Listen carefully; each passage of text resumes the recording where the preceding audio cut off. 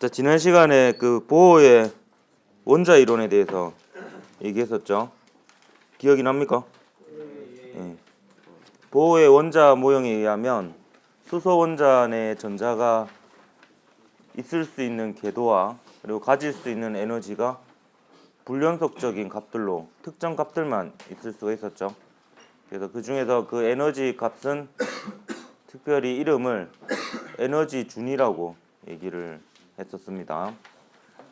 근데 지난 시간에 한 얘기는 수소 원자 딱 하나에 대한 얘기였습니다. 양성자 한 개와 전자 한 개로 이루어진 이 시스템이었고요. 오늘은 이제 그거하고 관련이 있는데 급격히 내용이 점프가 됩니다. 수소 원자 하나 딱 봤었는데 갑자기 고체를 보게 됩니다. 고체. 어떤 연관이 있는지 한번 쭉 이어서 얘기를 해보도록 하겠습니다.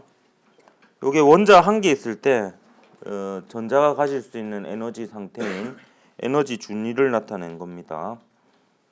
그래서 위로 올라갈수록 에너지가 큰 것을 나타내는 거고요. 원자가 한 개일 때고요. 대표적인 게 지난 시간에 배운 수소 원자가 되겠죠. 근데 원자가 이제 두 개가 되면요, 이게 무슨 말이냐면 이제 원자 두 개가 결합을 해서 이제 분자가 되면 조금 상황이 달라지는데요. 그럼 화학 시간에 배웠다는 것 같더라고요. 파울리의 베타울리. 그 파울리라는 물리학자가 되게 뛰어난 물리학자였는데 좀 일찍 돌아가신 걸로 알고 있어요. 그래서 그 살아 계셨다면 어찌 보면 아인슈타인과 비교될 만한 더 큰 업적을 남겼을지도 모른다라고 얘기되어지는 인물인데요. 그 파울리의 베타울리에 의하면 이 전자의 특성을 나타내는 물리량들을 이제 양자수로 표현을 하는데 보통 원자 내 전자들은 네 종류의 양자수를 가지고 있습니다. 근데 파울리 베타울리는 그 네 개의 양자수 중에서 최소한 하나라도 틀려야 된다라는 게 파울리의 베타울리예요. 네 개가 모두 같은 상태로 전자가 두 개가 존재할 수는 없다라는 게 파울리의 베타울리입니다. 그러면 이 원자 두 개가 결합을 하게 되면요, 전자의 개수도 두 배가 되잖아요. 그럼 전자가 있을 수 있는 상태가 두 배가 되어야 되는데 그렇게 되려면 에너지 준위가 두 배가 되면 됩니다. 그래서 에너지 준위가 완전히 똑같지 않고 조금 다른 이런 값을 가지면서 갈라지게 되는 거죠. 이렇게 되면 이제 그 전자가 있을 수 있는, 보통 화학에서는 방이라는 비유를 쓰더라고요. 전자가 있을 수 있는 방의 개수가 두 배가 될 수 있으니까 전자가 존재할 수 있게 되는 거죠. 그러면 원자 세 개가 서로 영향을 받는 상황이면은 요 방이 세 배가 돼야 되니까 에너지 준위가 세 개로 갈라지게 됩니다. 근데 이렇게 이 분자 수준에서는요, 그래도 에너지 준위가 불연속적으로 보이게 되고요. 이렇게 불연속적인 에너지 값들을 여전히 에너지 준위라고 표현을 합니다.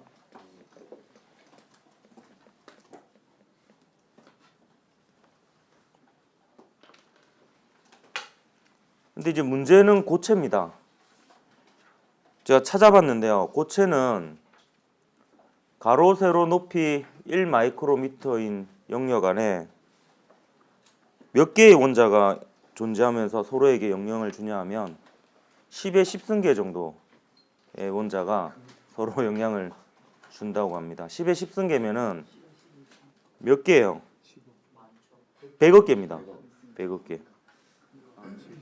10의 8승이 억이니까 100억 개죠. 그러니까 마이크로미터가 어떤 정도의 크기인지를 보면요, 이 마이크로미터는 10의 마이너스 6승미터거든요. 제가 찾아봤어요.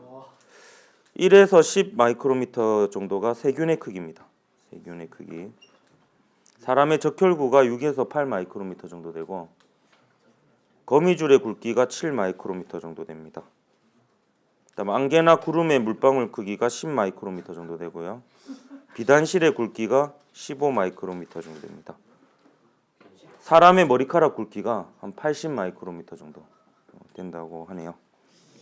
근데 이제 그 고체에서 원자는 가로 세로 높이 1 마이크로미터 안에, 그러니까 가장 작은 세포의 크기 정도 되는 그 안에 100억 개가 들어 있으니까요. 그럼 100억 개의 원자 핵들이 그 원자핵 주변에 있는 전자들에게 영향을 주게 되는 거고요. 그럼 그 전자들도 파울리의 베타 원리에 의해서 에너지 준위가 이 100억 개로 갈라지게 됩니다. 100억 개로. 그럼 여러분 생각을 해보십시오. 이게 100억 개의 에너지 준위가 있는 거예요. 그럼 선이 100억 개 그어져 있는 거예요. 한번 그어보세요. 그럼 이게 실제적으로는 불연속적이 맞습니다. 실질적으로는 다른 값을 가져야 되잖아요. 다른 값을 가져야 돼서 불연속적인데 이걸 과연 불연속이라고 얘기할 수가 있을까요? 이건 거의 연속적으로 보이겠죠. 예, 그래서 이 경우에는 거의 연속적인 값을 가지는 것으로 보고 있고요. 에너지 띠 내부의 에너지 준위 간격은 너무 미세하기 때문에 아주 엄밀하게 얘기하면 불연속적이지만 연속적으로 볼 수 있다라는 거고요.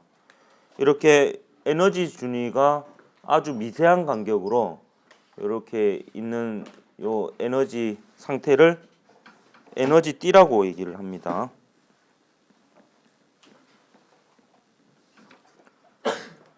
영어로는 에너지 밴드라고 하거든요. 좀 옛날 물리책이나 혹은 한 현대 물리책 이상을 보면 아직도 에너지 띠라는 표현보다 에너지 밴드라는 표현을 써 있는 경우도 많이 있습니다.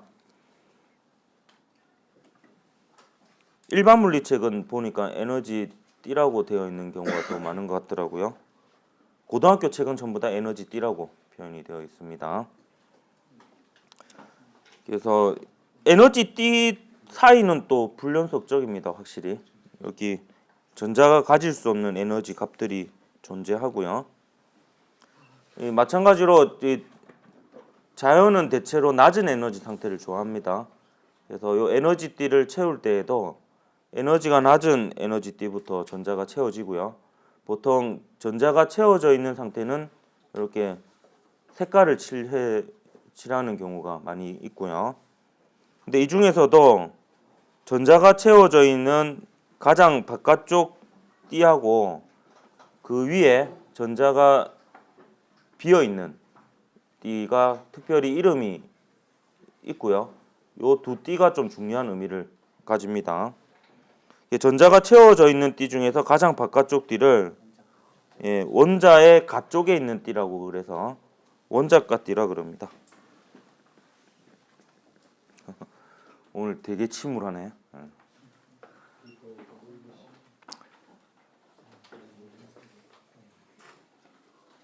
일어나시게.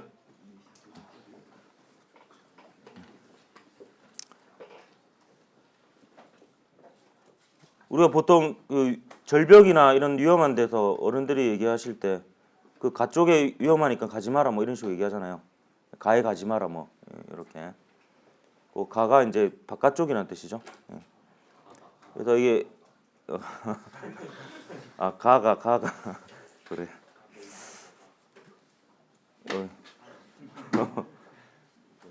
오늘 뭐 전체적으로 상태들이 메롱이구만. 그 좀 깨워줘라. 비 오고 1교 쉬고 물리고 이 완벽한 조합이구만.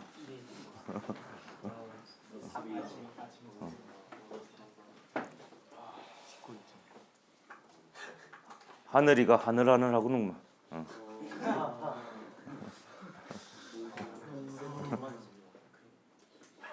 재미없다고? 그래.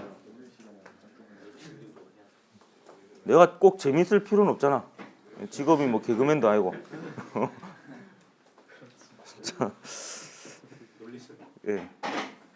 예. 전자가 채워져 있는 띠 중에서 가장 가쪽에 있는 띠가 원자가 띠고요. 그 위에 비어 있는 띠를 전도띠라고 그럽니다.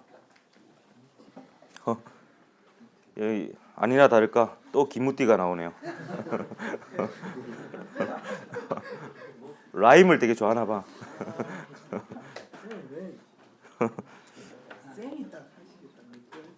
아, 내가 할 수 있게 밑밥을 던져준 거라고. 패스나 잘해라. 패스나. 야, 그 원작가 띠하고 전도띠 사이를 띠틈이라고 그럽니다. 띠틈. 띠틈 혹은 에너지 간격이라고도 하고요.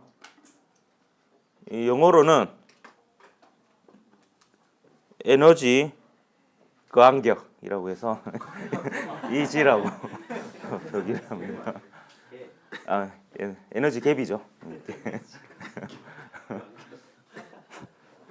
에너지 간격, 예, 혹은 에너지 갭, 혹은 띠틈. 근데 이제 고등학교 물리책에서는 띠틈이라는 표현을 더 많이 쓰는 것 같습니다.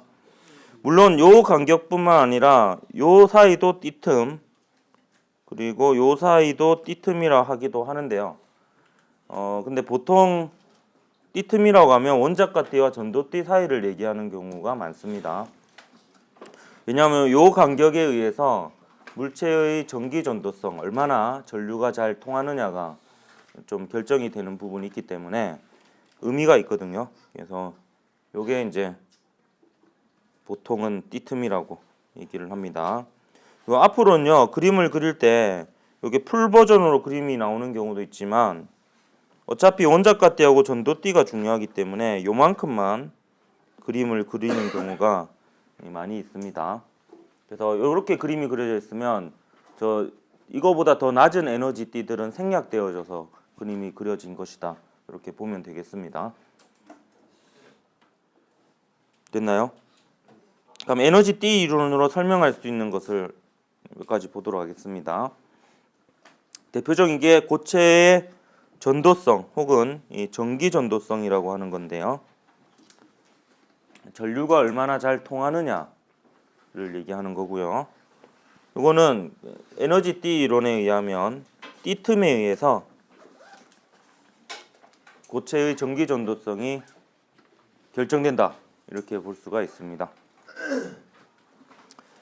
그래서 전기 전도성이 그러면 왜 띠틈에 의해서 결정이 되냐를 설명을 해보면요. 자, 요 그림이 이제 바로 요 풀 버전에서 요 부분만 따서 그린 겁니다. 원작가 띠하고 전도띠만 따서 그린 거고요. 요게 이제 0켈빈일 때, 절대 온도 0도일 때는 이 모든 전자가 원작가 띠에 있게 됩니다.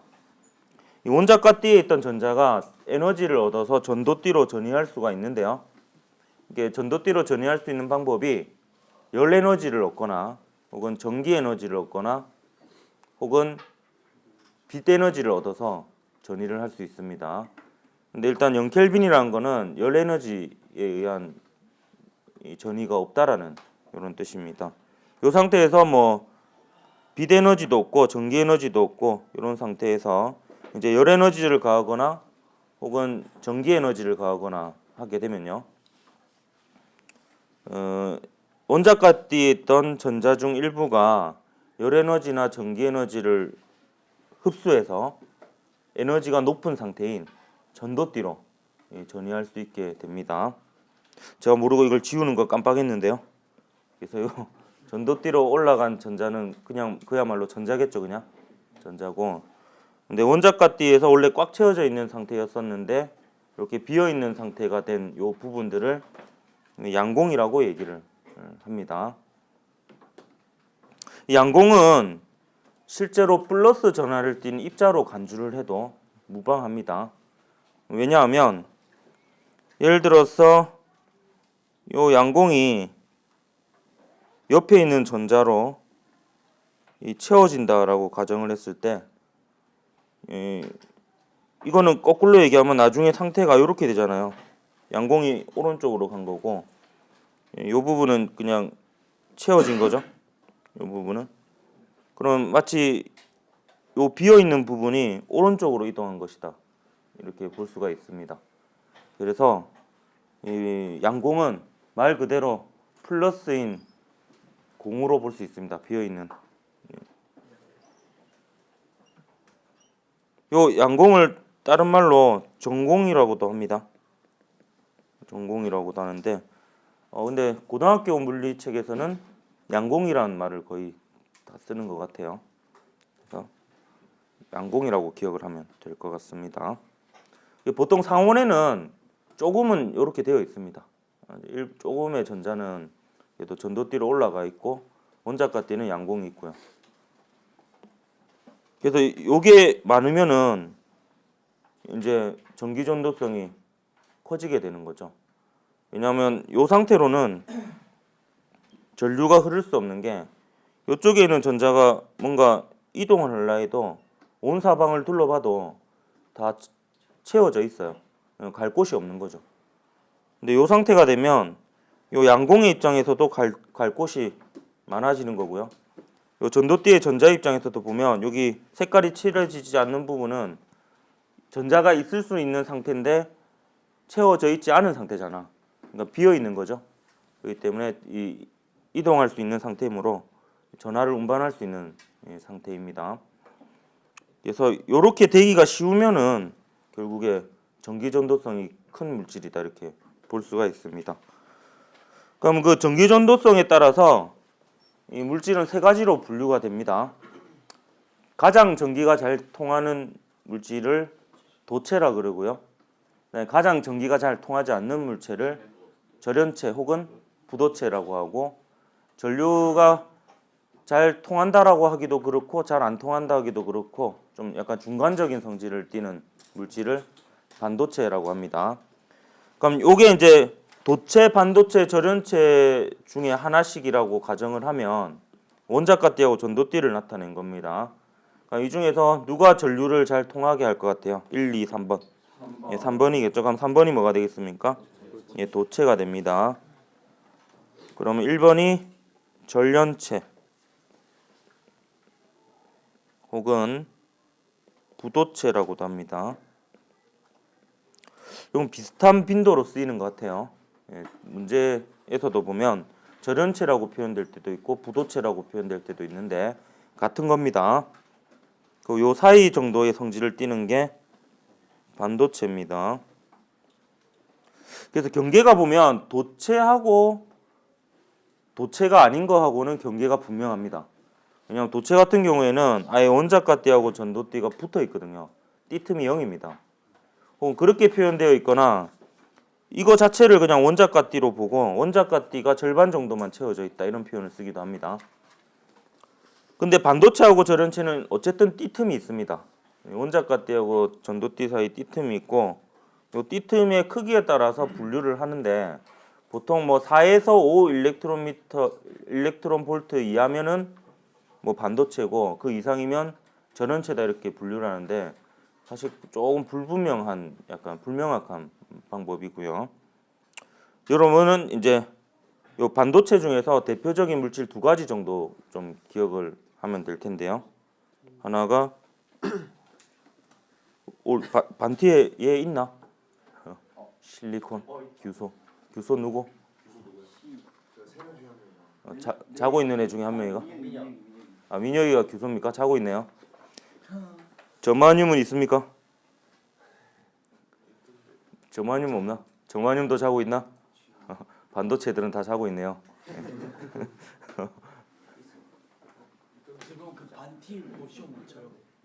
반티 있고 시험 못 치냐고?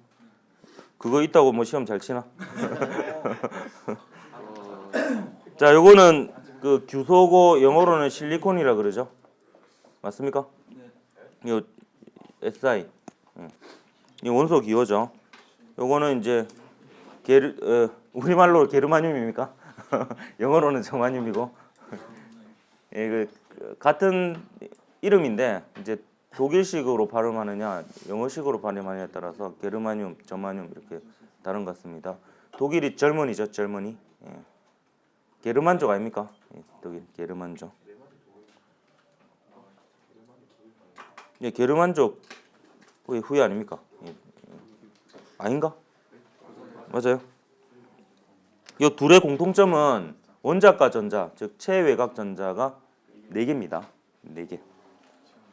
여러분이 이제 앞으로 요 단원에서 좀 더 자세하게 살펴볼 물질은 요 반도체입니다. 반도체.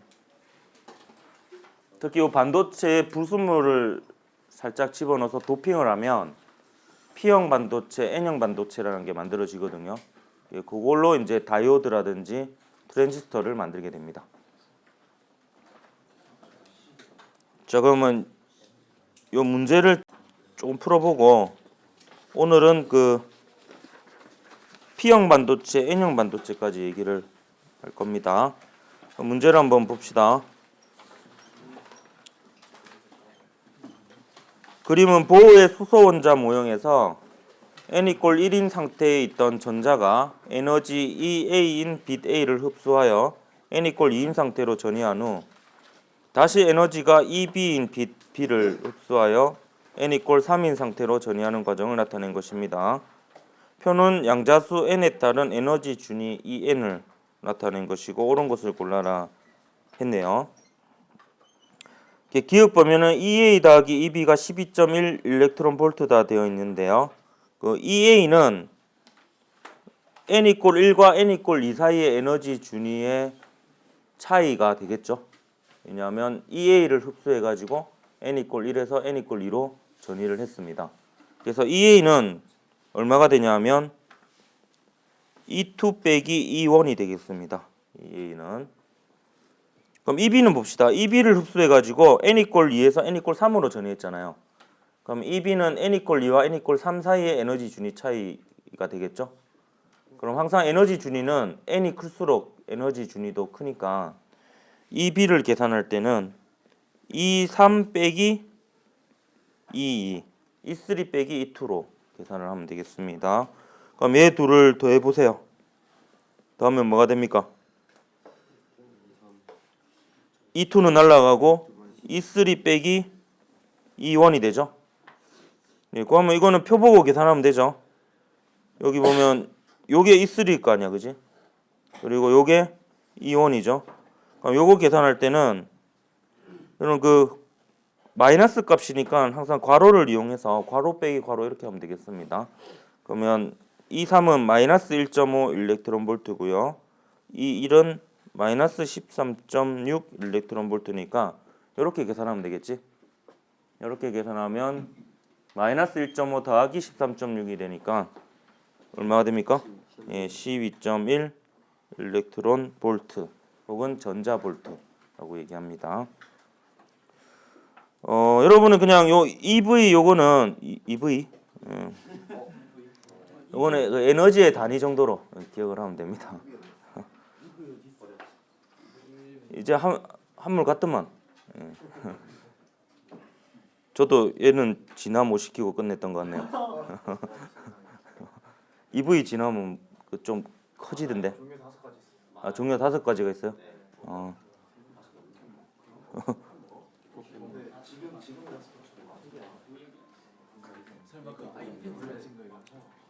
아니요, 그냥 핸드폰으로.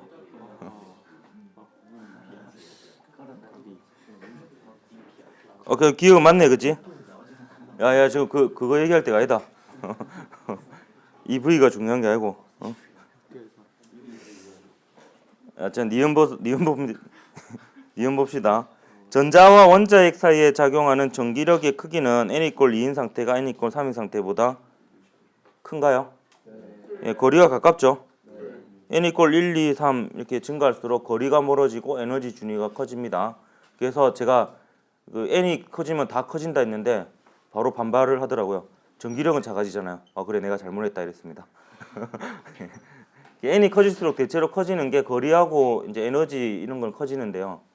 그 거리가 멀어지니까 전기력은 작아지는 거 맞네요, 그죠?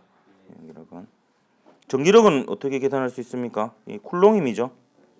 쿨롱 상수의 거리의 제곱분의 전하량의 곱인데 수소 원자 같은 경우에는 중심에 있는 원자핵이 결국 양성자고 주변에 전자 한 개가 있고 그렇죠. 그럼 전자하고 양성자 사이에는 둘 다 그 전하량이 기본 전하량이니까 EE가 돼서 2의 제곱 이렇게 됩니다. 전기력의 크기가. 그래서 거리가 멀수록 작아지니까 이유는 맞죠. 그 다음에 디귿 보면 빛의 파장은 A가 B보다 길다 했는데 요게 여러분 좀 헷갈리게 할 수 있는 게 요 그림을 잘못 해석하면 틀릴 수 있습니다. 요 보면 요게 개념적인 그냥 대충 그림을 그린 거예요. 그래서 그냥 n 이꼴 1이 원자핵과 제일 가깝고 n 이꼴 2가 두 번째로 가깝고 이 정도만 알 수 있는 거고요. 사실 거리로 봐도 잘못 그려진 그림입니다. 거리로 봐도. 예. 저희는 그림 맞다는데. 어? 맞다는데. 저게 원래 원자 저 껍질이요. 제곱에. 예, 맞아요. A0 n 제곱이 되거든요. R이. 요 A가 보호 반지름이고요. 그럼 맞네요. 1하고 4 9 16 그러니까 3 5 맞네요. 잘 그렸네요. 미안합니다. 뭐 이렇게 그리는 게 맞네요. 이게 보면 여러분 안 배웁니다. 몰라도 됩니다. 몰라도 되는데 그 수소 원자 내 전자의 궤도 반지름이요. 양자수 n의 제곱에 비례하거든요. 그래서 맞네요. 내가 잘못했다. 내가 뭐랑 헷갈렸지? 예, 뭐 그렇습니다. 그래서 요거는 이렇게 맞고요. 근데 여기서 조심해야 될 건 요게 이제 거리지 에너지 차이는 아니라는 거죠. 에너지 준위는 요 그래프를 봐야 되죠. 이렇게 된 그래프 있죠. 요 그래프에서 요 축이 에너지거든요. 그래서 요 길이 차이는 에너지 차이에 비례하게 그려져 있는 게 맞습니다.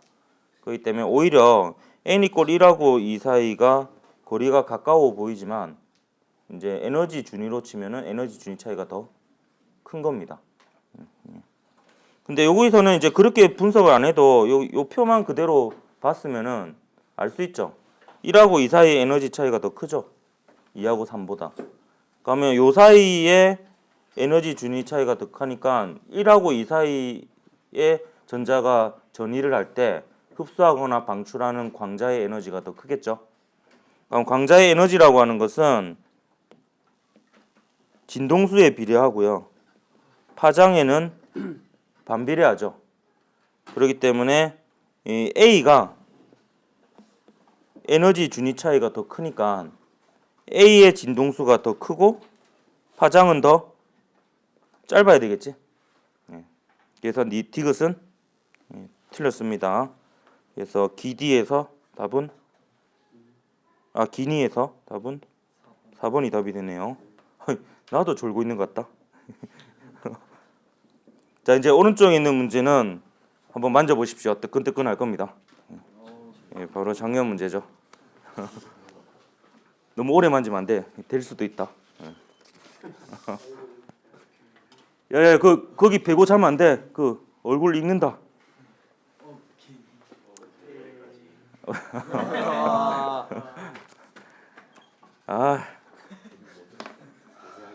뭔가 점점 외로워지는구만. 이 새끼들 다 자고 있어, 올 놈들.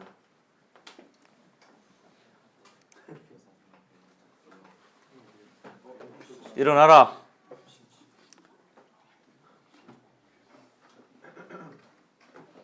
좀 깨워줘라 옆에. 이 나쁜 놈들. 자, 작년 9월 문제 봅시다. 그림은 고체 ABC의 에너지 띠 구조를 나타낸 것인데 ABC는 도체, 반도체, 절연체를 순서 없이 나타낸 것입니다. 색칠한 부분은 에너지 띠에 전자가 차 있는 것을 나타낸 거고요. 그럼 우리 미리 짝을 지어볼까요? A는 뭐가 되겠습니까? 예, 절연체가 되겠고요. B는 반도체, C는 도체가 되겠죠? 예. 그럼 기억 보면 A는 절연체이다 맞습니까? 맞고요. 상온이라는 말이 나오는 이유는 상온이면 최소한 어느 정도 열 에너지를 흡수해서 일부는 원자가대에서 전도띠로 전이된 상태로 존재할 수 있습니다. 그럼 전기 전도성은 B가 C보다 좋습니까? C가 제일 좋죠. 예. 그래서 이유는 틀렸고요. 온도가 높을수록 원자가대에 있는 전자가 에너지를 얻어서 전도띠로 올라갈 확률이 높아지겠지? 그렇기 때문에 B의 양공의 수는 늘어나게 됩니다. 그래서 답은 기억해서 1번이 답이 되고요. 요 디귿과 관련해서 제가 요거는 참고 삼아 하나 알려주겠습니다. 자, 요거는 이제 예전 교육 과정에서는 있어서 간혹 면접 문제에서 물어본 경우가 있었는데요. 이게 뭐냐면 온도에 따른 비저항 그래프입니다. 이 비저항은 보통 로로 표기를 하고요. 이 비저항은 기억이 납니까? 이 저항이라는 게 비례하는데요. 이 면적이 클수록 저항이 작아지죠. 그 길이가 길수록 저항이 커집니다. 저항이 이 비례상수가 바로 비저항이에요. 그래서 물질이 다르면 요 비저항이 다른 거죠. 그래서 비저항이 전반적으로 크다라는 거는 저항이 크다라는 거고 비저항이 작다라는 거는 전반적으로 저항이 작다라는 겁니다. 근데 그래프가 도체, 반도체, 절연체 중에 하나들이 이렇게 되거든요. 그럼 대충 찍어보면 가운데가 반도체겠죠. 일단 확실한 건. 그리고 전반적으로 도체가 저항이 제일 작겠지. 그러니까 제일 아래쪽이 도체고 이게 절연체입니다. 근데 좀 특이한 점이 절연체하고 반도체는 온도가 클수록 비저항이 작아지고 도체는 온도가 클수록 비저항이 커집니다. 이게 왜 그러냐면요. 전전체하고 반도체는 띠틈이 있어서 그래요. 원자가대하고 전도띠 사이에. 그래서 온도가 올라가면 아까 디귿 보기처럼 그 원자가띠에 있던 전자가 전도띠로 많이 올라가서 원자가띠의 양공의 수와 전도띠의 전자의 수가 늘어나게 됩니다. 그러니까 전하를 운반할 수 있는 양공과 전자의 수가 늘어나니까 전류가 잘 통하겠어, 잘 통하지 않겠어? 전류가 잘 통하겠죠. 그래서 온도가 올라갈수록 비저항이 작아서 전류가 잘 통하게 됩니다. 반면 도체는요. 도체는 이미 자유전자들이 수두룩 빽빽합니다. 이미 걔네들이 전하를 잘 운반할 수 있는 상태예요. 근데 온도가 올라가면 더 복잡해지는 거예요. 이제 얘네들이 미쳐 날뛰겠죠. 그러면 서로 막 부딪히고. 안 그래도 이 전하 운반하는 애들이 많은데 온도가 올라가면 걔네들이 막 활동성이 좋아지기까지 하니까 막 서로 막 북적북적돼서 더 복잡하게 됩니다. 그러면서 이제 비저항이 커진다 이렇게 볼 수 있습니다. 그래서 요 그래프도 그 에너지 띠 이론으로 어느 정도 설명이 가능합니다. 자 이제 38페이지로 넘어가서 오늘 요 도핑 얘기까지 할 겁니다. 뭐 이미 얘기가 끝난 애들이 많이 있는데 저는 계속 할 겁니다. 아이 썩을 놈들 오늘따라 많이 처자네. 괜찮아. 잘 안 봐 사람들.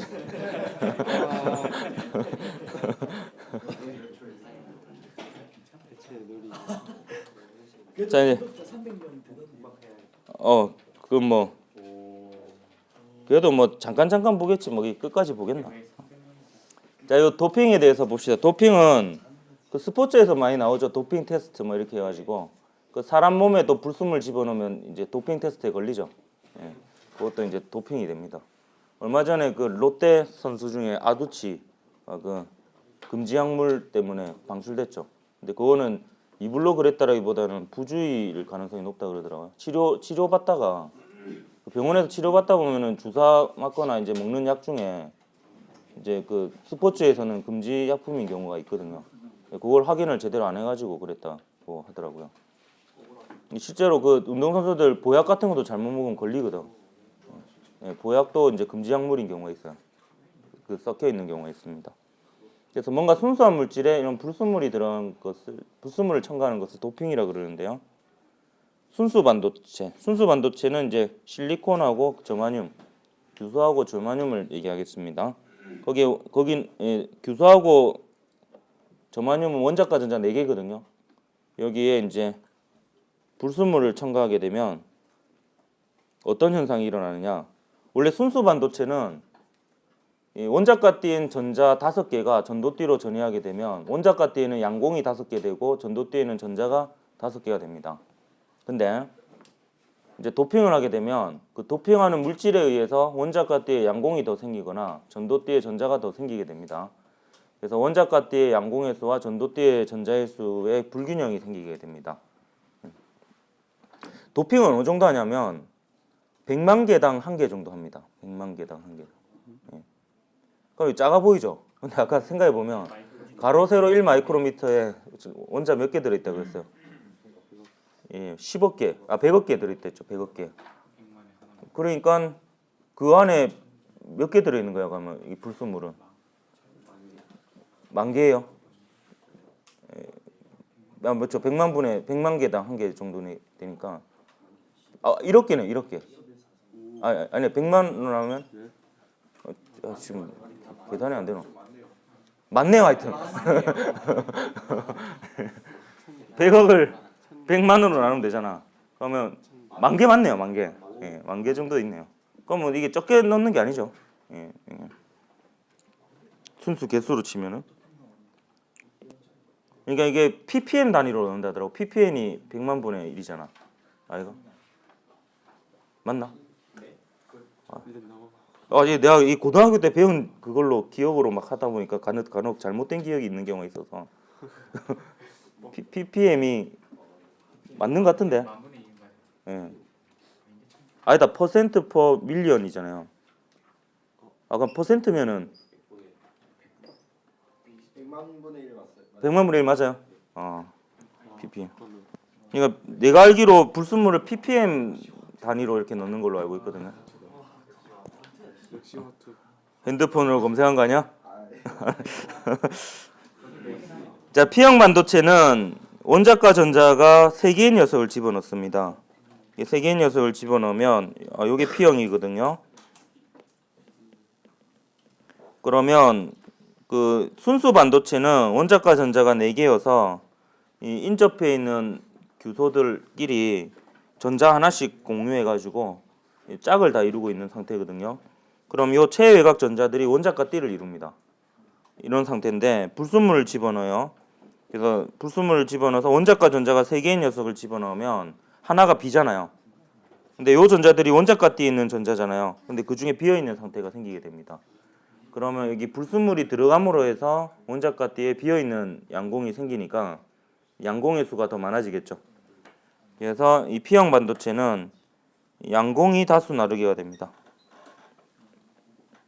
다수 나르게라는 것은 이제 양공이 더 많다 이거죠. 전하를 운반하는 전하 나르게 중에서 양공이 더 많다라고 하고요. 이게 좀 더 이렇게 표현하기도 해요. P형 반도체의 전하 운반자는 양공이다라는 표현을 쓰면 맞는 말이에요, 틀린 말이에요? P형 반도체의 전하 운반자는 양공이다라고 하면 맞는 말로 봐야 됩니다. 왜 그러냐면 좀 깊이 공부하는 애들은 그 P형 반도체 양공이 더 많긴 하지만 전자도 일부 나르잖아요. 이렇게 얘기를 하는데 보통 이제 같이 나르는 정도는 이제 상쇄하고 누가 더 많이 나르느냐로 이제 따집니다. 그래서 P형 반도체의 전하 운반자는 양공이다 하면 맞는 보기로 여러분 봐야 되겠습니다. 그렇게 애매한 표현을 잘 쓰진 않던데 간혹 있는 것 같아가지고요. 얘기를 하는 거고요. 그럼 N형 반도체는 누가 다수 나르게 되겠습니까? 전자가 다수 나르게 됩니다. 어디에 있는 전자겠어요? 전도띠에 있는 전자입니다. 얘는 이제 원자과 전자가 5개인 불순물을 집어넣어요. 그러면 이 N형 반도체가 됩니다. 네거티브형. 얘는 이제 원자과 전자 4개는 인접한 규소와 결합을 해서 원자과 띠를 이루고요. 한 개는 이제 남으니까 전도띠로 쉽게 올라가게 됩니다. 실제로 요 전자의 에너지 상태는 전도띠보다는 약간 낮은 상태입니다.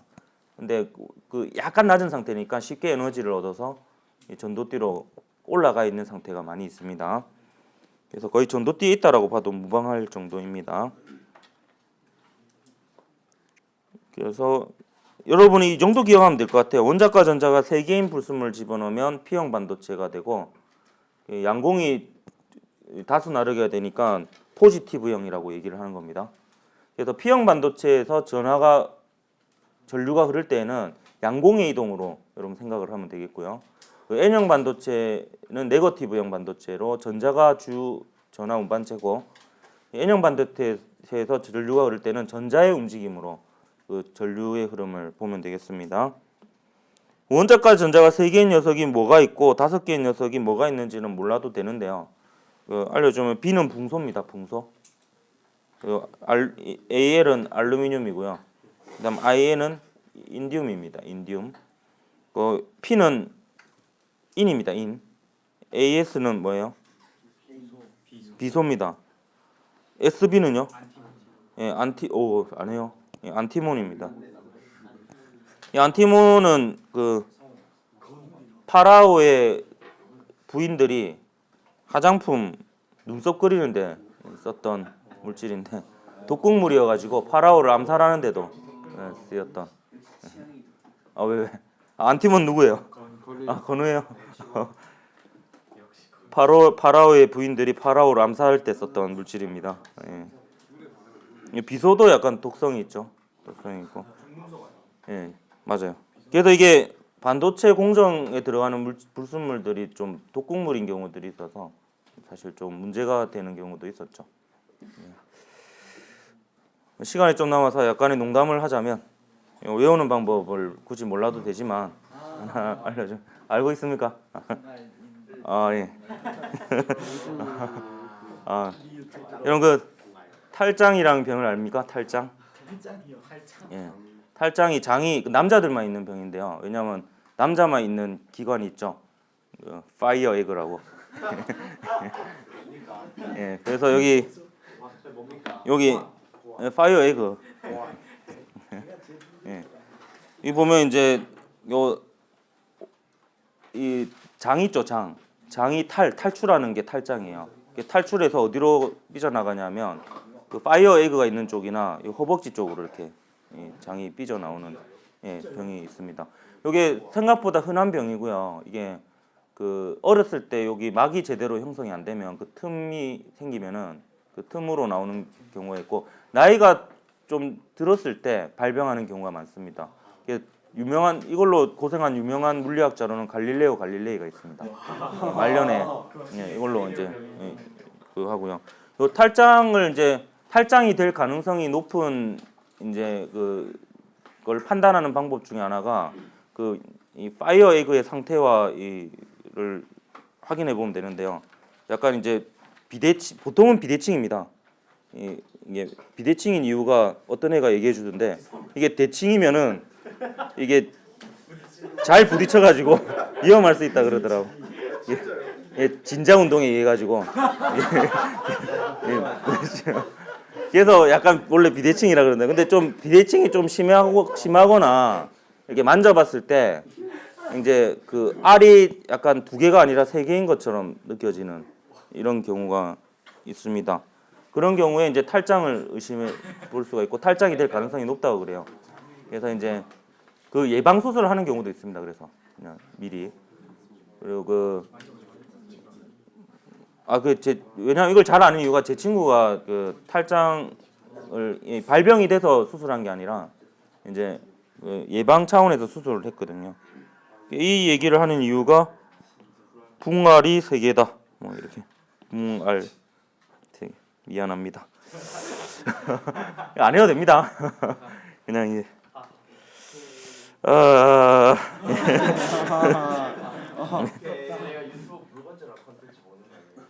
안 해요. 이런 것까지 검사 안 합니다. 내가 뭐 이상한 얘기 했나? 그냥 뭐 탈장 얘기했을 뿐인데. 다음 시간에 그 다이오드랑 발광 다이오드 그리고 그 트랜지스터에 대한 얘기합시다. 수고했습니다.